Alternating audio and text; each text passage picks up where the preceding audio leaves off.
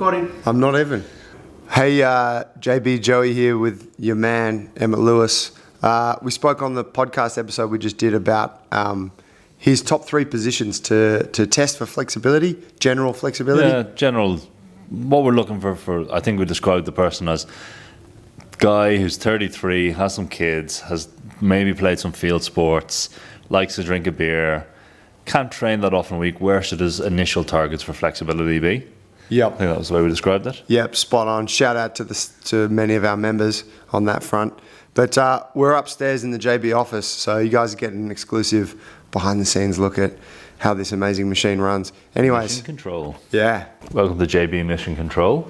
We're just going to look at, it's the question of what is the most fundamental ones, and these ones I think cover a lot of bases for someone who doesn't have super high flexibility goals or initially doesn't have them, but I think you should get these before you go for the advanced stuff, because the other positions grow out of it. Your side split and your pancake grow out of a good squat. Your bridge and overhead squat grow out of a good position overhead. And I like the pike just because it's one of those things we should just be able to do. You should just be able to touch your toes, I think.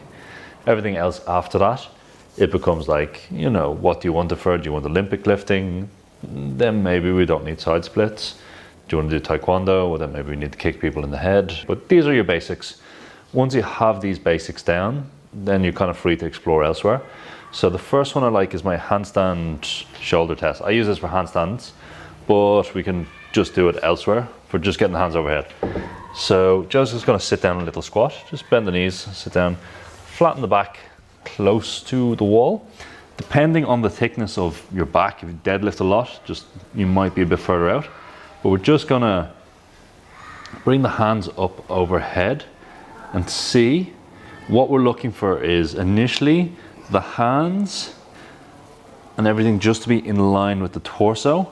What we would like ideally would be to get the hands to the wall or thing without going into a lot of retraction. But if you have like quite a big deadlifting back, it's going to be a struggle to get it exactly there. So just watch out for that. Cool. So see that? If you can't do that, I have the full test on my YouTube that you can use it as a bit of a diagnostic to see what you got. The other one I'd like just in this position where we have it is the external rotation test. So can you get ribs basically flat into external rotation and close to the wall? We can see Joe's got, we can also just treat it, we can look on the side and go, is Joe completely flat? Actually his shoulder's a bit retracted because of the thickness of his rhomboids. So letting the arms come off a bit would be fine. And then externally rotating the hands. It's a field test. It gives you a bit of information. Can we get full external rotation? If we can, that's good. It's a good starting point. Then our next thing is we want people to be able to sit in a resting squat. So Joseph's going to sit down. I'll sit with him. So we'll sit down. Can you sit here comfortably? It's yes, no. Can your hands touch the wall? Yes, no. If you can sit here, that's a good target. The next one will be, can you touch your toes? Joseph, put your hands on the floor. Oh, let the head hang. This, I like people to be able to go palms flat on the floor. Fingertips is a good start. Boom.